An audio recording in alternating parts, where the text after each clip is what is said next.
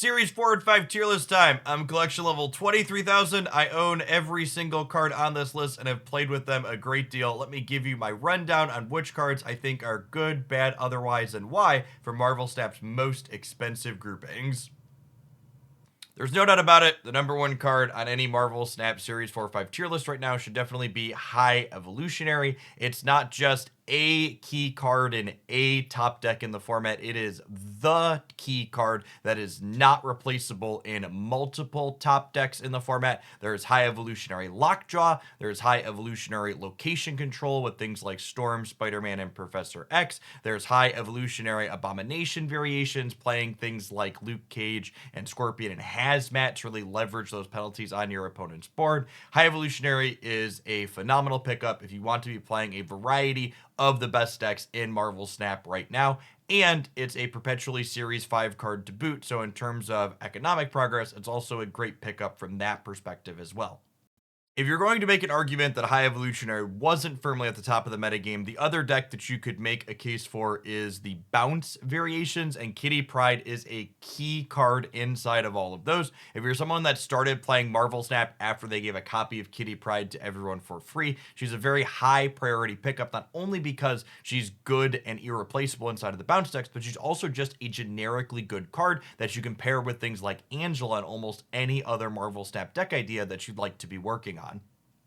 While Darkhawk isn't quite at the very tippy top of the metagame where it once was, it's still a must-have card in a variety of powerful decks, and I think it still deserves its spot in this flexible and powerful category where it's existed for me since this card released back in December of last year. Any deck that's playing Darkhawk can't replace it and is worse off without it, and Darkhawk is still easily the biggest stat stick that you can get for just 4 resources. It's an excellent pickup if you're interested in playing any decks that feature this card. Jeff the Baby Landshark is as powerful and flexible as he is adorable. I think easily the generically best 2-drop in Marvel Snap right now. Jeff has express synergies with things like Miles Morales and Kraven and Angela, and it just generically reduces location variance for you by getting into difficult to reach locations like Sanctum Sanctorum or Death's Domain, or even slipping into somewhere like Morag or the Crimson Cosmos where you would normally be restricted on what you're able to play out there. Moving along, Zabu is included in most Darkhawk variations, but there's also B and C tier decks that really want to play 4 energy cards ahead of curve, such as some Mr. Negative variations. Zabu is again a uniquely powerful effect that if you see it in a deck list, you really can't feasibly replace it with another card without changing the entire dynamic of what that deck is looking to do. Because Zabu's included in a top deck and sees play in a variety of things, I think it also deserves its spot in this flexible and powerful category. Finally, we have Spider-Ham, the newest addition to the flexible and powerful category in my tier list here, and thankfully a direct-to-series 4 card. Spider-Ham provides meaningful disruption and has become a format staple inside of the bounce decks in particular, but it's also been seeing play splashed into different high evolutionary decks and getting slotted into Lockjaw as well. I think Spider-Ham can just be a generically good card if your deck's looking to shore up something like its Sarah matchup, or if Dr. Doom is especially problematic for you. And I think if you put your resources into Spider-Ham, you're going to find plenty of uses to play this flexible and disruptive 1-drop in a variety of your Marvel Snap decks. I've downgraded stature to narrow, but still powerful this time around, because try as I might, outside of the stature Darkhawk deck, I haven't found another home for this card that really lets her shine. That being said, the Darkhawk stature deck I think punches well above its weight class, being one of the most consistent disruptive decks you can play in Marvel Stat right now. It's hyper efficient and stature is not optional for playing it, so I think she is a powerful pickup, even if she is narrow inside of the scope with just this one deck being her known entity currently. Hitmonkey is a defining card in any deck that plays it. This card gets bigger for every other card you play out in the turn, so any deck that features Hitmonkey is going to be built to maximize this effect, meaning that you simply can't drop Hitmonkey and have a deck function at nearly the same rate that it would otherwise. Hitmonkey sees play in Sarah control decks as well as the bounce decks that have been taking the format by storm, and it is an excellent pickup if you're interested in playing either of those archetypes.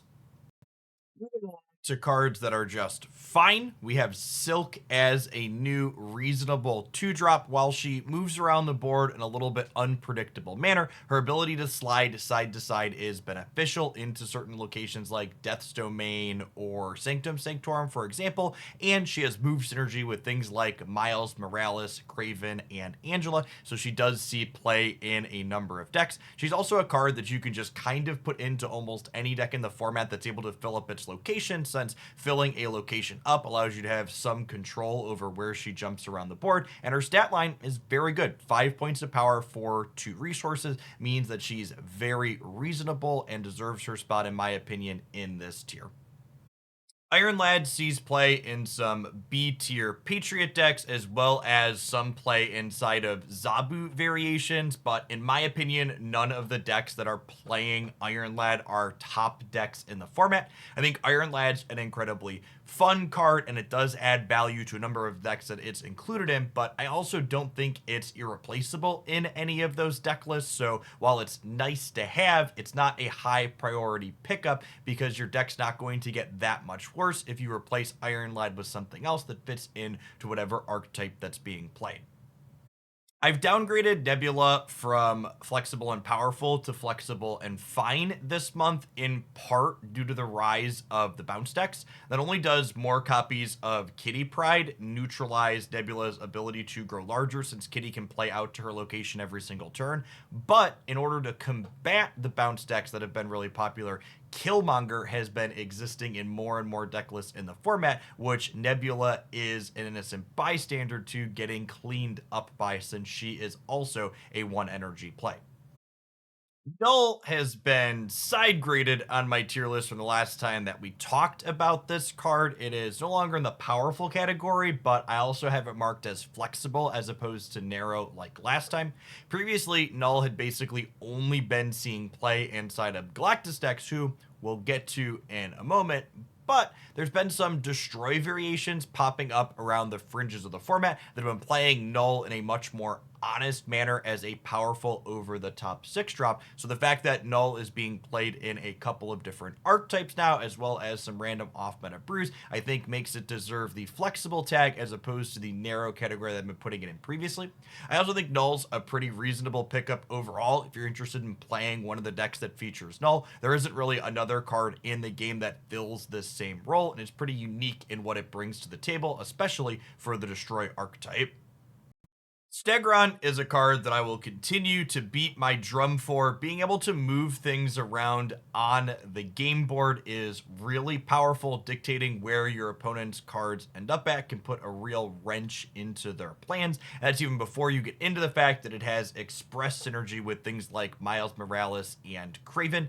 The 5 power stat line is a little bit below rate, but when you factor in the utility that Stegron brings to the game, I think it is a quite reasonable card that deserves to see more play, and I'm going to leave it in the fine category because that's where it belongs. Rounding out our flexible and fine category, we have our second big bad or perpetually Series 5 card in Thanos. The very fact that Thanos is never going to be less than 6,000 collector's tokens makes it an excellent pickup for your resources if you're interested in leveraging the unique gameplay style that Thanos offers. The Infinity Stones not only offer a lot of utility for you, but they let you draw cards, which is a very fun aspect in card games, and something no card does better than Thanos inside of Marvel Snap. Moving along to our narrow and fine category, our first card here and new addition to our tier list this month in Spider-Man 2099, I think it's kind of a quintessential power level of cards in this category. It's not contained in any of the absolute best decks in the format, but it can be powerful and definitely fun in the right shell. Most notably, Spider-Man 2099 is excellent with cards like Zabu to make it a little bit more energy efficient, and then things like Iron Fist and Ghost Spider to pull it around the board with precision to blow things up. The big thing to note about Spider-Man 2099 is it gives you nice utility to blow up things like Invisible Woman and Wong that have lower powers that other cards such as Shang-Chi are going to be missing. Moving along, Nimrod actually got a stat boost from my old PNG that's shown here on the screen, so it is now a 1.56 as of the last over-the-air update, and it's a pretty reasonable card now. Destroy decks have been on the fringes of the format for a little while, and Nimrod fits reasonably into a number of those. There are also some ramp variations of the Nimrod Destroy deck that are looking to double this card up with Shuri, and then Carnage, Venom, Deathlock it, Destroyer it around the board. I don't think any of those decks are what I would call the best decks in the format, but I think they're reasonable, and you can win cubes with them if you play them well, and Nimrod is certainly a little bit better than it was previously. Galactus finally got its long-awaited redesign in the June patch. It is now a 6/7, and it not only has to be alone at the location where it is to blow up the board, but you also have to be winning there in terms of total power. This is taking Galactus from being one of the most played decks in Marvel Snap to basically not existing in the metagame. I've dabbled with variations of the Galactus archetype a couple of different times, and they seem to be fine, but they're definitely far from the metagame powerhouse that they once were. I think narrow and fine is where this card belongs. If you really love the idea of having a power trip and blowing up the board, Galactus is the only thing in Marvel Snap that can provide that experience, but it's definitely not a top deck any longer, and honestly, that's probably something that's ideal for the game. Master Mold continues to exist in the narrow and fine category. It is a fine card to enable Ronin the Accuser, but the disruptive aspect of it really isn't great outside of exactly that use.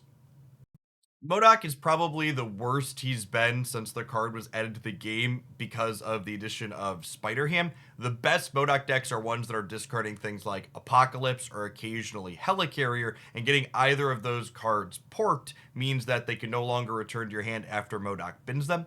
MODOK is an enabler in some fringe off-meta decks like Hela as well, but those decks don't really see a really high power level compared to the Apocalypse decks that we have generally seen be successful in the past. Overall, unless you absolutely love the discard deck, I wouldn't really recommend picking up MODOK right now, but I think narrow and fine still describes where it fits in the metagame.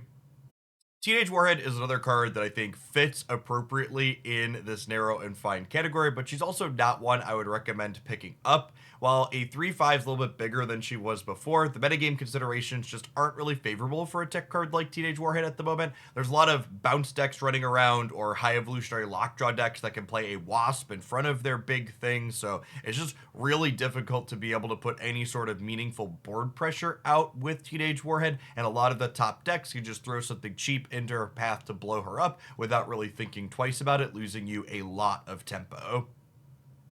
Moving into the kind of bad category, I'm not going to spend a lot of time on any of these individual cards. Living Tribunal and Howard the Duck have kind of novel effects that just aren't very powerful. Snowguard is so narrow she's borderline useless, and I finally give it up on King the Conqueror.